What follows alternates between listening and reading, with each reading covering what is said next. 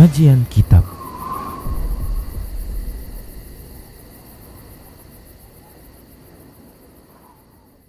Bismillah, assalamualaikum warahmatullahi wabarakatuh. Innal hamdalillah nahmaduhu wa nasta'inuhu wa nastaghfiruh wa na'udzu billahi min shururi anfusina wa min sayyiati a'malina. May yahdihillahu fala mudilla lahu wa may yudlilhu fala hadiyalah. Wa asyhadu an la ilaha illallah wahdahu la syarika lah wa asyhadu anna Muhammadan 'abduhu wa rasuluhu sallallahu alaihi wasallam. Qala Allah tabaraka wa ta'ala: Ya ayyuhalladzina amanu taqullaha haqqa tuqatih wa la tamutunna illa wa antum muslimun. Ya ayyuhan nasu taqu rabbakumul ladzi khalaqakum min nafsin wahidah wa khalaqa minha zawjaha wa bassa minhuma rijalan katsiran wa nisaa'a. Wattaqullaha alladzi tasaaluna bihi wal arham innallaha kana 'alaikum raqiba. Ya ayyuhalladzina amanu taqullaha wa qulu qawlan sadida yuslih lakum a'malakum wa yaghfir lakum dhunubakum wa may yuti'illaha wa rasulahu faqad faza fawzan 'azima. Amma ba'd, fa inna asdaqal haditsi kitabullah wa khairal huda rasulillah sallallahu alaihi wasallam wa syarrul umuri muhdatsatuha wa kullu muhdatsatin bid'ah wa kullu bid'atin dhalalah wa kullu dhalalatin finnar. Para pemirsa Rosyad TV dan para pendengar Radio Medan Mengaji serta para pemirsa media-media sunnah yang turut serta menyiarkan kajian ini, alhamdulillah segala puji hanya untuk Allah. Salawat dan salam kita ucapkan untuk Rasulullah sallallahu alaihi wasallam. Kita lanjutkan pembahasan salat yang masih membahas tentang hal-hal yang dibolehkan untuk dilakukan dalam salat. Berikutnya, hal yang boleh untuk dilakukan atau gerakan pekerjaan yang boleh untuk dilakukan dalam sholat, yang sesungguhnya hukum asal dalam sholat adalah tenang, namun dibolehkan karena memang ada kebutuhan. Berikutnya adalah membuang ludah atau dahak pada pakaian atau pada sapu tangan atau pada tisu, ya kalau memang ada tisu yang ada di saku kita. Nah, ini berdasarkan hadis dari Jabir radhiyallahu anhu dari Rasulullah sallallahu alaihi wasallam. Dia bersabda, "Inna ahadakum idza qama yusalli fa inna Allah tabaraka wa ta'ala qibala wajhihi fala yabsuqanna qibala wajhihi wala an yaminihi wal yabsuq an yasarihi tahta rijlihi al-yusra fa in ajilat bihi badiratun falyaqul bisawbihi hakadha thumma tawa saubahu ba'dahu ala ba'din." Hadis ini hadis yang dikeluarkan oleh Imam Muslim dan Abu Daud dari sahabat Jabir radhiyallahu anhu dari Rasulullah sallallahu alaihi wasallam. Dia bersabda, sesungguhnya salah seorang di antara kalian apabila dia berdiri salat, maka sesungguhnya Allah tabaraka wa taala itu berada di arah wajahnya. Maka janganlah dia meludah ke arah wajahnya, maksudnya ke arah depannya, dan jangan pula ke arah kanannya. Hendaklah dia meludah ke arah kirinya di bawah kaki kirinya. Maka apabila dia terdesak untuk hal itu, maka hendaklah dia lakukan seperti ini dengan pakaiannya. Kemudian Nabi Shallallahu Alaihi Wasallam menggulung pakaian beliau ke arah dalam seperti ini, atau menggulung ke arah luar, ya, ke arah luar. Lalu beliau meludah, ya, menggulung, ya, seperti ini, digulung demikian, ya, sebahagian pada sebagian yang lain. Jadi digulung, kemudian meludahkan pada bahagian dalam pakaian tersebut, sehingga ludah tersebut itu akan nantinya berada pada bagian dalam pakaian, sehingga tidak terlihat, tidak membuat orang lain menjadi jijik demikian. Nah, seperti itu. Baik, ya. Nah, disamakan dengan itu, ini hadisnya diriwayatkan oleh Imam Muslim dan Abu Dawud.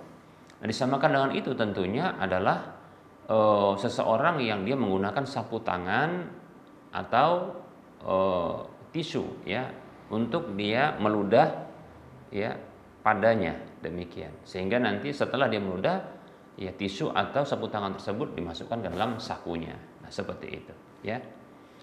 Baik para hamba Allah rahimani wa rahimakumullah. Ada faedah di sini, beberapa faedah tadi sudah kita sebutkan, yaitu bolehnya ya untuk meludah ya. Dan tentunya jangan meludah ke arah depan dan jangan pula meludah ke arah kanan, demikian. Tapi meludah ke arah kiri. Kalau memang terdesak untuk melakukan meludah itu, sementara mungkin ada orang-orang di sebelah kanan atau sebelah kiri kita karena kita sebagai makmum bersama dengan yang lainnya. Maka solusinya adalah meludah pada bagian dalam pakaian dengan cara yang diajarkan oleh Nabi, menggulung. Ya, menggulung tadi sudah kita sebutkan. Atau menggunakan sapu tangan, begitu juga boleh menggunakan tisu yang ada pada kita, demikian. Baik para hamba Allah rahimani wa rahimakumullah. Faedah yang berikutnya adalah apabila kita sholat, maka sesungguhnya kita ini sedang berhadapan dengan Allah Subhanahu wa taala. Maka hendaklah ya seorang hamba yang dia sholat, dia menghadirkan hal ini pada dirinya. Nah, ini merupakan bentuk ihsan, ya, ihsan dalam ibadah. Nabi Shallallahu Alaihi Wasallam dia bersabda ketika ditanya tentang ihsan oleh Jibril alaihissalam, fa akhbirni anil ihsan, kabarkan kepadaku tentang ihsan. Maka Rasulullah menjawab Shallallahu Alaihi Wasallam, anta'budallaha ka'annaka tarahu fa illam takun tarahu fa innahu yaraka. Ya, engkau beribadah kepada Allah seolah-olah engkau melihat Allah. Namun apabila engkau tak bisa melakukan hal itu, maka sesungguhnya Allah melihatmu. Jadi menghadirkan perasaan bahwasanya memang kita melihat Allah. Allah itu ada di hadapan kita, itu maksudnya. Ya. Kalau tidak bisa seperti itu, maka ya turun derajat yang berikutnya, yaitu keyakinan bahwa Allah melihat kita, memperhatikan kita. Demikian. Para hamba Allah rahimani wa rahimakumullah. Ini adalah cara untuk membantu kita untuk khusyuk dalam salat, ya, khusyuk dalam salat. Bahkan itu derajat ihsan. Baik para hamba Allah rahimani wa rahimakumullah. Berikutnya adalah ya berdasarkan hadis ini, maka sesungguhnya arah depan, yaitu arah kiblat, demikian pula arah kanan kita, ini merupakan arah yang dimuliakan, ya, arah yang dimuliakan. Oleh karenanya, ya kita tidak boleh meludah ke arah ya depan, ya kiblat, demikian pula kita ke arah kanan kita, demikian. Maka hendaklah meludah pun ke arah kiri, demikian ya. Baik para hamba Allah rahimani wa rahimakumullah. Berikutnya, hal yang dibolehkan dalam sholat untuk dilakukan adalah memperbaiki pakaian dan menggaruk badan. Ya, kalau merasa gatal, ya, maka boleh untuk menggaruk, ya, menggaruk. Nah, seperti itu, menggaruk, ya. Contoh ketika sholat, ya, lantas ada gatal mungkin pada sebagian anggota tubuh, maka silakan menggaruk, demikian. Ya, tapi jangan pula kita menggaruk keseluruhan tubuh seperti itu, ya. Yang gatal saja, demikian. Yang terasa gatal maka silahkan digaruk. Dan boleh juga untuk memperbaiki pakaian kita ketika mungkin kurang tepat, ya, atau tersingkap sebahagian dari pakaian, maka yang seperti ini dibolehkan. Gerakan seperti itu dibolehkan, walaupun itu bukan gerakan sholat, demikian. Berdasarkan hadis Jarir Ad-Dabbi rahimahullahu taala, ia mengatakan kana Aliun radhiyallahu anhu idza qama fi sholati wada'a yaminahu ala rusghi yasarihi wa la yazalu kadzalika hatta yarka'a illa an yusliha thawbahu aw yahukka jasadahu. Hadisnya diriwayatkan oleh Imam Ibnu Abi Syaibah, ya. Begitu juga Imam Bukhari dengan secara mu'allaq namun dengan sighah jazm. Baik, ya, dari Jarir Ad-Dabbi rahimahullahu taala, ia mengatakan dahulu Ali radhiyallahu anhu apabila beliau berdiri dalam sholat, beliau meletakkan tangan kanan beliau ya pada ya rusghi. Rusghi itu adalah ya lengan kiri ya, demikian, lengan kiri demikian ya. Dan senantiasa beliau melakukan hal itu sampai beliau ruku, kecuali apabila ya beliau memperbaiki pakaian beliau ya, atau ya menggaruk badan beliau. Nah, ketika memang ada dibutuhkan untuk menggaruk ya, nah, seperti itu. Dan ada riwayat juga dari Abdullah bin Abbas radhiyallahu anhuma, dia mengatakan yasta'inur rajulu fi salatihi min jasadihi bima syaa. Hadisnya diriwayatkan oleh Imam Bukhari secara mu'allaq dengan sighah jazm ya.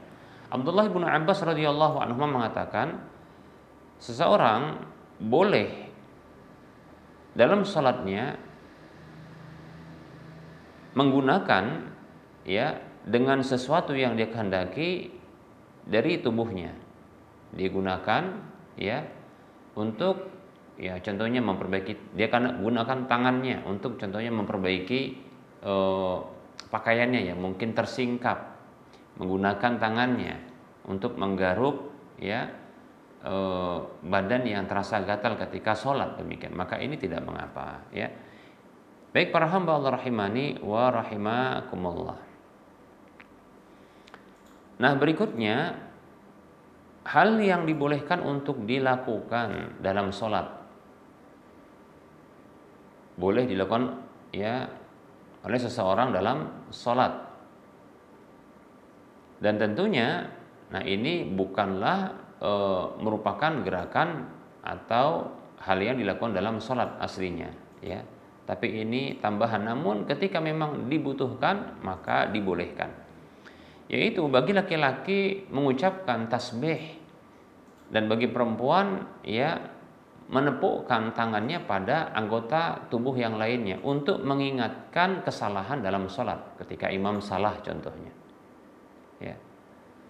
Berdasarkan hadis yang diriwayatkan oleh Imam Bukhari dan Imam Muslim, lafaznya Imam Muslim, Nabi Shallallahu Alaihi Wasallam bersabda, "Man nabahu syai'un fi salatihi falyusabbih, fa innahu idza sabbaha iltafata ilaihi, wa innamat tasfihu lin nisa'i." Hadis riwayat Al Bukhari dan Imam Muslim. Kata Nabi Shallallahu Alaihi Wasallam, beliau bersabda, siapa saja yang mendapati sebuah kesalahan di dalam sholat dari imamnya ya, maka hendaklah dia bertasbih ya, hendaklah dia bertasbih, karena sesungguhnya apabila dia bertasbih ucapan subhanallah, maka ya imam tersebut akan mengambil perhatian terhadapnya, melirik kepadanya, yaitu maksudnya mengambil perhatian terhadap apa yang diingatkan tersebut. Dan sesungguhnya tasfih ya, tasfih yaitu mengingatkan dengan menepukkan tangan pada anggota tubuh ya, itu sesungguhnya bagi perempuan ya. Seperti contohnya kalau perempuan mendapati imam itu salah, maka dia boleh untuk menepukkan tangannya ya, untuk memberikan peringatan kepada imam atau mengingatkan imam ketika imamnya keliru, seperti ya dia membunyikan ya dengan tangannya pada lengannya atau pada pahanya, demikian. Nah, seperti itu. Yang jelas ini dengan suara yang bisa didengar. Kalau membutuhkan untuk seperti ini contohnya ya, supaya lebih keras, itu juga tidak mengapa ya. Nah, baik ya. Nah, ini bagi wanita, bukan bagi laki-laki. Adapun laki-laki dia mengucapkan subhanallah, demikian. Hadisnya riwayat Bukhari Muslim ya. Nah, dari sini maka tidak disyariatkan bagi wanita mengingatkan ya imamnya dengan cara mengucapkan subhanallah ya.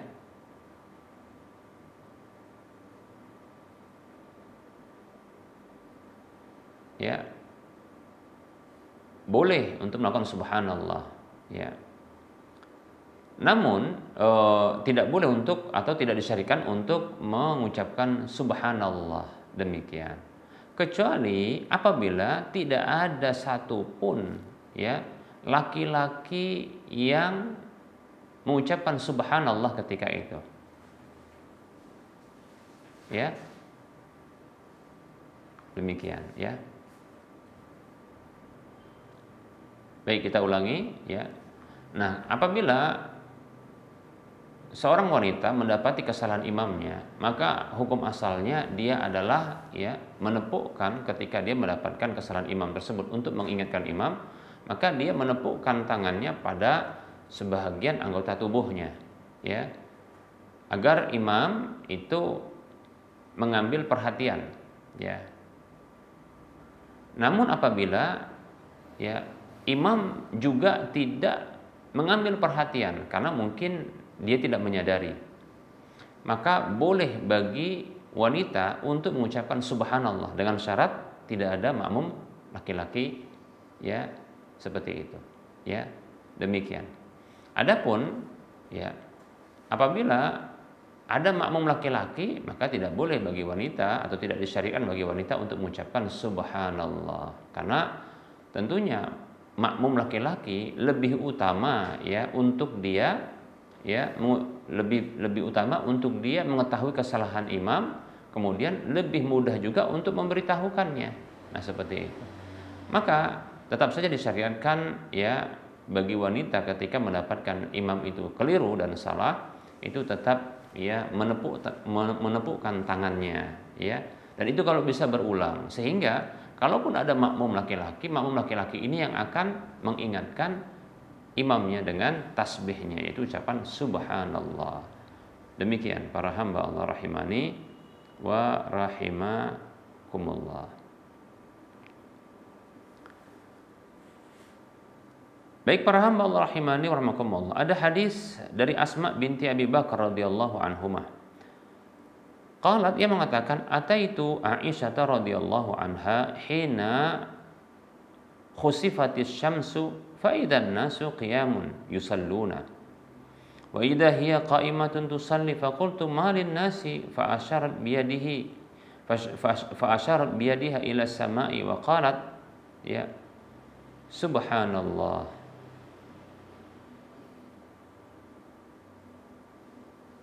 Hadisnya muttafaqun alaih, riwayat Bukhari Muslim.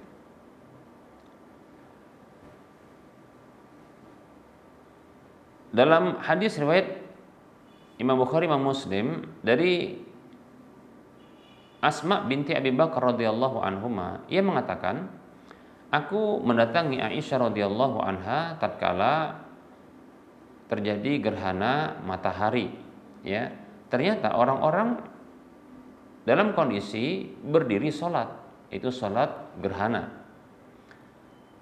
Dan ternyata dia pun ikut sholat ya, yaitu Aisyah radhiyallahu anha itu sholat, berdiri sholat. Lalu aku katakan, malin nasi, ada apa gerangan dengan orang-orang? Maka ibunda Aisyah radhiyallahu anha memberikan isyarat dengan tangannya ke arah langit ya, dan sembari mengatakan subhanallah. Jadi ibunda Aisyah mengatakan subhanallah. Hadis riwayat Bukhari Muslim. Dan dari sini dipahami bahwasanya ya boleh bagi wanita untuk mengucapkan subhanallah. Baik ya. Baik para hamba Allah rahimani wa rahimakumullah, sudah masuk waktu salat zuhur untuk Kota Medan dan sekitarnya. Kita cukupkan untuk penyampaian materi dan kita lanjutkan insyaallah di pertemuan yang akan datang. Tentunya dalam penyampaian ini banyak kekurangan dan kesalahan. Kebenaran datang dari Allah, maka ambillah. Kekurangan dan kesalahan serta kekeliruan itu datang dari saya pribadi, bisikan syaitan, maka abaikan, tinggalkan, dan jangan lupa dimaafkan. Kepada Allah saya mohon ampun, dan kepada para pemirsa sekalian saya mohon maaf, dan para pendengar sekalian juga saya mohon maaf. Sebelum kita mengakhiri perjumpaan, ya kita memberikan motivasi untuk berdonasi membangun Masjid Al-Muwahhidin. Ya, bagi kita semua yang ingin punya rumah di surga, bagi kita semua yang ingin dapat pahala minimal 700 kali lipatnya, bagi kita semua yang ingin mendapatkan pahala yang terus mengalir walaupun kita telah tiada, tentunya tatkala dimanfaatkan apa yang kita infakkan, Maka mari kita berdonasi membangun Masjid Al-Muwahhidin. Salurkan infak dan sedekah Anda ke nomor rekening Bank Syariah Indonesia di nomor 7127485555 atas nama Yayasan Lajnah Dakwah Medan kode bank 451. Semoga Anda termotivasi dan semoga bermanfaat. Mohon maaf atas segala kekurangan, kita ketemu lagi di lain kesempatan. Wassallallahu ala Muhammad wa ala alihi wa ashabihi ajma'in. Subhanakallahumma wa bihamdika asyhadu an la ilaha illa anta astaghfiruka wa atubu ilaika walhamdulillahi rabbil alamin. Wassalamualaikum warahmatullahi wabarakatuh.